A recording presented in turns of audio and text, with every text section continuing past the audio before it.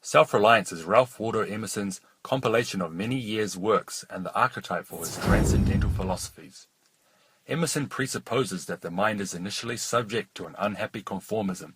Throughout the essay, he gives a defense for his famous catchphrase, "Trust thyself." This argument follows three major points: the self-contained genius, the disapproval of the world, and the value of self-worth. In the first section, Emerson argues that inside of each person is genius. He writes, "To believe your own thought, to believe that what is true for you in your private heart is true for all men. That is genius."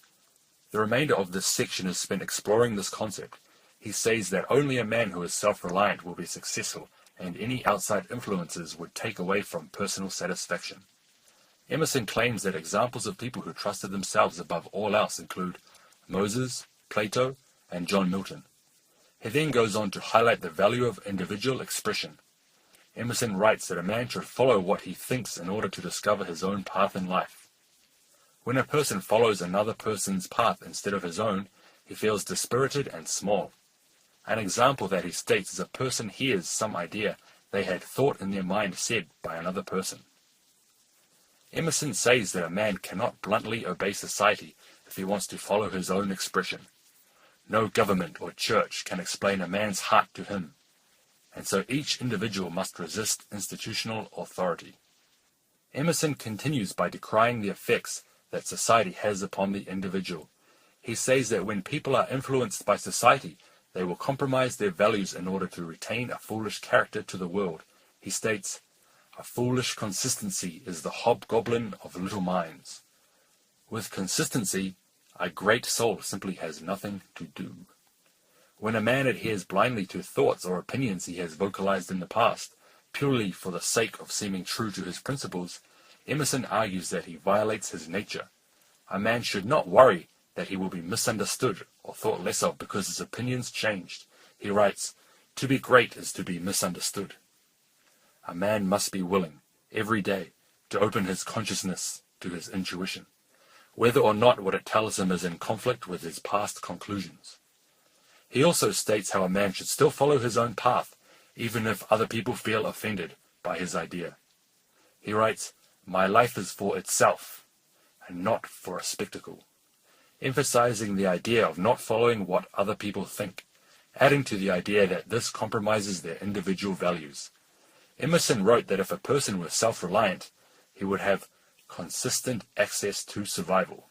He mentions how family, work, and society can hinder the ability for a man to thrive. He says that they can only stimulate his own thinking, not teach him anything. The essay then discusses of the value of self-worth. Emerson says one should not overly admire a great person from the past. Emerson states that man is timid and apologetic. He is no longer upright. He dares not say, "I think, I am," but quotes some saint or sage.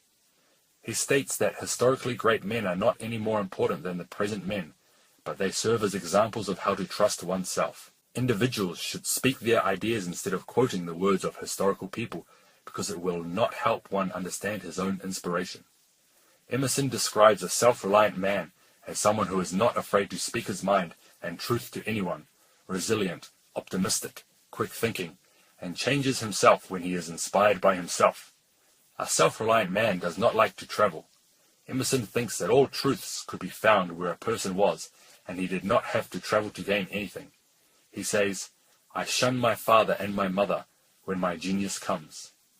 I cannot sell my liberty and my power to save their sensibility."